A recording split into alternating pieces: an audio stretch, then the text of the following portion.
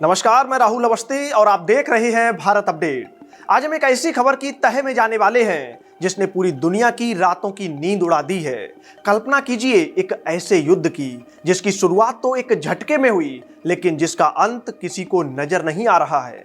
क्या अमेरिका एक बार फिर इतिहास की उसी खौफनाक गलती को दोहराने जा रहा है जिसने उसे वियतनाम, अफगानिस्तान और इराक जैसे देशों में घुटने टेकने पर मजबूर कर दिया था?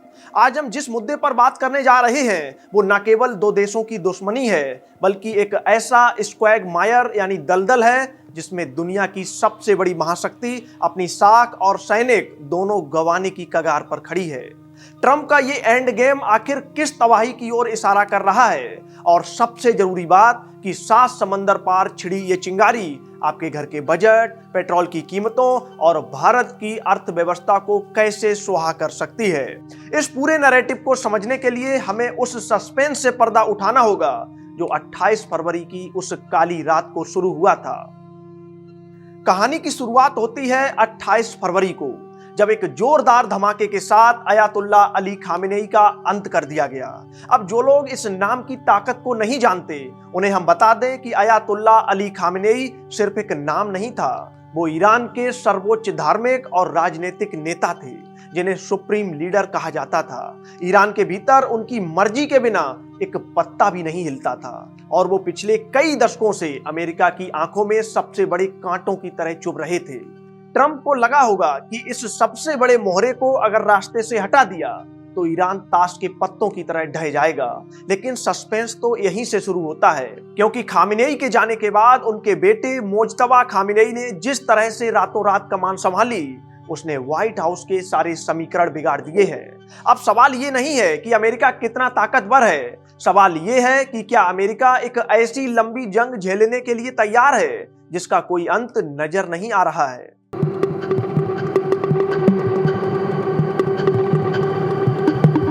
इतिहास गवाह है कि जंग अक्सर एक ऐसा दलदल साबित होती है जिसमें दुनिया की ताकतवर से ताकतवर सेना भी फंस जाती है। अमेरिका इकलौता ऐसा देश है जिसे सबसे ज्यादा ऐसी परिस्थितियों से दो चार होना पड़ा है। इसकी शुरुआत होती है वियतनाम में छेड़ी गई उस जंग से, जहां उत्तरी और दक्षिणी वियतनाम के बीच चल रहे संघर्षों में अमेरिका के तत्कालीन राष्ट्रपति लिंडन बी जॉनसन ने अपनी बादशाहत को साबित करने के लिए दक्षिणी वियतनाम की जिम्मेदारी अपने कंधों पर ले ली। उनको उम्मीद थी कि अमेरिका की सुपर पावर ताकत के सामने वियतनाम कुछ दिन भी नहीं टिक पाएगा, लेकिन रूस और चीन के सपोर्ट से वियतनाम ने अमेरिकी सेना को नाकों चने चबा दिए। 2-4 दिन की तैयारी कर जंग में उतरे अमेरिका के सैनिकों की वहां लाशें बिछने लगीं और जंग खिंचती गई। अमेरिकी सैनिक मरते गए और जब करीब 58,000 अमेरिकी सैनिकों की अर्थियां उठी तो 20 साल के लंबे संघर्ष के बाद अमेरिकी फौज को वहां से भागना पड़ा। जिस मकसद से यह हमला किया गया था वो मकसद भी पूरा नहीं हुआ और अमेरिका के हटते ही वहां विरोधियों का कब्जा हो गया।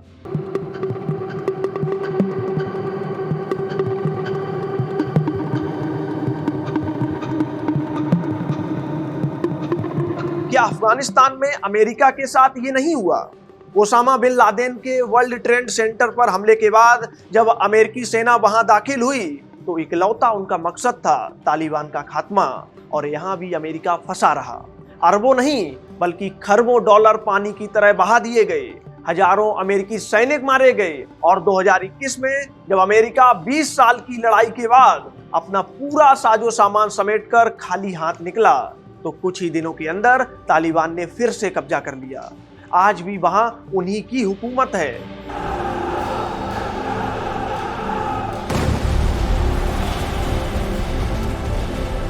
इराक भी तो अमेरिका के लिए क्वैगमायर ही साबित हुआ। आप देख लीजिए, सद्दाम हुसैन के खात्मे के लिए 2003 में उतरे अमेरिकी सैनिकों को वहां से निकलने में 8 साल लग गए थे। सद्दाम भले ही मारा गया हो, अमेरिका ने 21 दिनों में शुरुआती जंग जीत भी ली थी, लेकिन उसके बाद इराक के गृह युद्ध ने अमेरिका को ऐसा जकड़ा कि करीब 165 लाख करोड़ रुपए सुहा हो गए। और हासिल क्या हुआ? बिना कुछ पाए 2011 में सेना बाहर निकली और पीछे छोड़ गई आईएसआईएस जैसे खतरनाक आतंकी संगठन।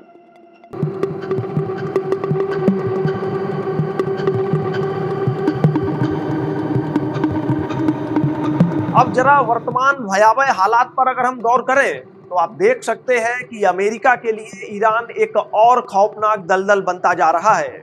जहां अमेरिका ने सत्ता परिवर्तन के मकसद से हमला किया था कि बस खामेनेई को मार देंगे तो बस खेल खत्म हो जाएगा, लेकिन मुश्तबा को नया सुप्रीम लीडर घोषित करने के बाद ईरान ने ट्रंप के इरादों पर पानी फेर दिया। अब अमेरिका तेहरान पर बम गिरा रहा है और तेहरान अमेरिका के तमाम दोस्तों पर हमला कर रहा है। पूरा मिडिल ईस्ट इस वक्त धुआं धुआं हो रखा है। हजारों लोग मारे जा चुके हैं और इस तबाही का कोई अंत नहीं दिख रहा है। 28 फरवरी से अब तक अमेरिका ने ईरान के 2000 से ज्यादा ठिकानों को नेस्ते नाबूद कर दिया है। परमाणु ठिकानों से लेकर ऑयल रिफाइनरी और रिहायशी इलाकों तक सब कुछ धुआं धुआं है। लेकिन अमेरिका को कुछ खास हासिल नहीं हुआ, उल्टे नुकसान ही उठाना पड़ा है।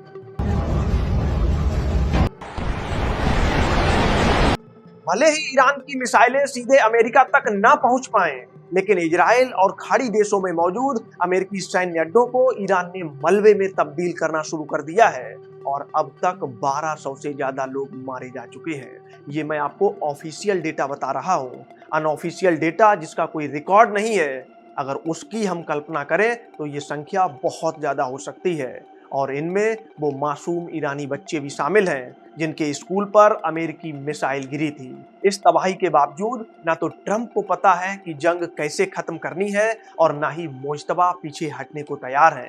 ट्रंप कह रहे हैं कि ईरान को बिना शर्त सरेंडर करना होगा। वो ईरान की जनता से अपील कर रहे हैं कि मुश्तबा का नेतृत्व स्वीकार ना करें, लेकिन अभी वहां अमेरिका की सुनने वाला कोई भी नहीं है। अमेरिका फिर उसी दौराहे पर आ खड़ा है जहां वो इराक और अफगानिस्तान में खड़ा था। इराक में सद्दाम के बाद कौन, जिसका जवाब अमेरिका के पास भी नहीं था। अफगानिस्तान में तालिबान के बाद कौन, इसका जवाब भी नहीं था। और अब ईरान में मुश्तबा ने बंदूक की नोक पर साफ कर दिया है कि सत्ता उनके हाथ में ही रहेगी।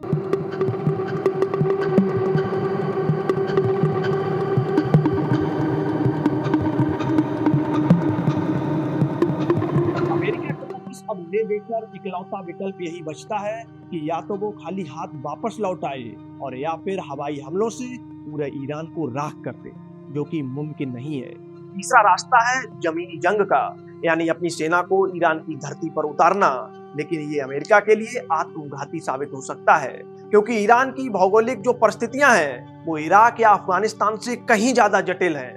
अमेरिका अफगानिस्तान की गुफाओं में छिपे तालिबान को 20 साल में नहीं हरा पाया था, तो फिर ईरान के उन विशाल पहाड़ों का सामना कैसे करेगा जिनके अंदर मिसाइलों का जखीरा और परमाणु केंद्र छिपे हैं। ईरान में अमेरिका को सिर्फ एक सेना से नहीं बल्कि IRGC, हिजबुल्लाह, हूती और इराकी मिलिशिया से एक साथ लड़ना होगा।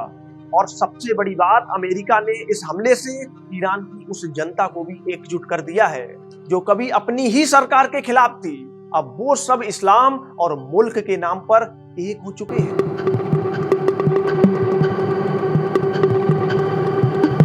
अब इसे दूसरे एंगल से हम आपको समझाते हैं कि आखिर ये जंग भारत के आम आदमी की रसोई और उसकी जेब पर कैसे असर डालेगी।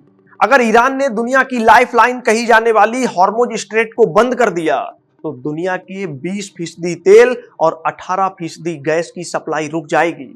विशेषज्ञों का मानना है कि ऐसे में कच्चे तेल की कीमत $200 प्रति बैरल तक पहुंच सकती है और इसका सीधा मतलब है कि भारत में पेट्रोल डीजल 200 रुपए प्रति लीटर के पार जा सकता है। आप कल्पना करके देखिए कि उस समय क्या हालात होंगे। आम आदमी की कमर टूट जाएगी। आपको बता दें कि भारत अपनी जरूरत का 90% LPG इसी रास्ते से मंगवाता है। हमारे पास कच्चे तेल का भंडार तो है पर गैस का नहीं। इससे रसोई गैस की भारी किल्लत हो सकती है। दुनिया के 1/3 यूरिया का कारोबार भी इसी रास्ते से होता है। अगर ये रास्ता बंद हुआ तो भारत के किसानों को खाद नहीं मिलेगी और खेती की लागत इतनी बढ़ जाएगी कि आप सोच भी नहीं सकते। भारत का रोजाना का 27 लाख बैरल कच्चा तेल इसी रास्ते से आता है। इसके अलावा एक और रास्ता है, बाब अल मंडेब, जो लाल सागर और अदन की खाड़ी को जोड़ता है। भले ही ये ईरान के पास नहीं है, लेकिन यहाँ हुकूमत ईरान के प्रॉक्सी हूतियों की है। अगर ईरान के कहने पर यह रास्ता रुका तो स्वेज नहर तक जाने वाला रास्ता बंद हो जाएगा। भारत का $240 अरब का निर्यात इसी रास्ते से यूरोप और अमेरिका जाता है। अगर ये बंद हुआ तो हमारे जहाजों को पूरे अफ्रीका का चक्कर लगाकर जाना होगा, जिससे समय भी 20 दिन ज्यादा लगेगा और लागत 60% तक बढ़ जाएगी। इससे भारत का एक्सपोर्ट पूरी तरह से ठप हो सकता है। भारत में आने वाले जरूरी कलपुर्जे, रसायन और मशीनरी की सप्लाई रुक जाएगी, जिससे हमारी घरेलू मैन्युफैक्चरिंग धीमी पड़ जाएगी। इतना ही नहीं, हॉर्मुज स्ट्रेट से निकलते ही ओमान की खाड़ी शुरू होती है। ईरान की नेवी वहां तक पहुंच गई है। ईरान के पास अब इतनी ताकत है कि वो अपने मदरशिप्स और समुद्री बारूदी सुरंगों का इस्तेमाल करके जहाजों को निशाना बना सकता है। अगर गल्फ ऑफ ओमान बंद हुआ तो सऊदी, यूएई और कुवैत का तेल भी बाहर नहीं जा पाएगा। भारत के लिए ये सबसे बड़ी मुश्किल होगी, क्योंकि हम अपनी गैस का बड़ा हिस्सा कतर और यूएई से इसी रास्ते से मंगाते हैं। ये सब तब होगा जब मुज्तबा खामनेई के पास जंग के अलावा कोई विकल्प ना बचे। अभी तक आशंका इसी बात की है कि ट्रंप पीछे हटने को तैयार नहीं है और ईरान सरेंडर करने को। जो भी होगा वो दुनिया में तबाही ही लाएगा, क्योंकि ट्रंप के एक्शन और ईरान के रिएक्शन के बाद चीन और रूस भी हाथ पर हाथ धरे नहीं बैठेंगे। तेल और गैस उन्हें भी चाहिए, और अगर इसमें अमेरिका बाधक बनता है तो पर्दे के पीछे से समर्थन कर रहे पुतिन और शी जिनपिंग खुलकर सामने आ सकते हैं। फिर तो इतिहास इसे शायद तीसरे विश्व युद्ध की शुरुआत के तौर पर ही याद करेगा, जिसका अंजाम इतना भयानक होगा कि उसकी कल्पना मात्र से ही रूह कांप जाती है। अब देखना यह होगा कि क्या कूटनीति इस बार बारूद पर भारी पड़ती है, या फिर यह दुनिया एक और लंबी तबाही की गवाह बनने वाली है। जो भी होगा हम आपको अपडेट देते रहेंगे। तब तक आप जुड़े रहिए भारत अपडेट के साथ। नमस्कार।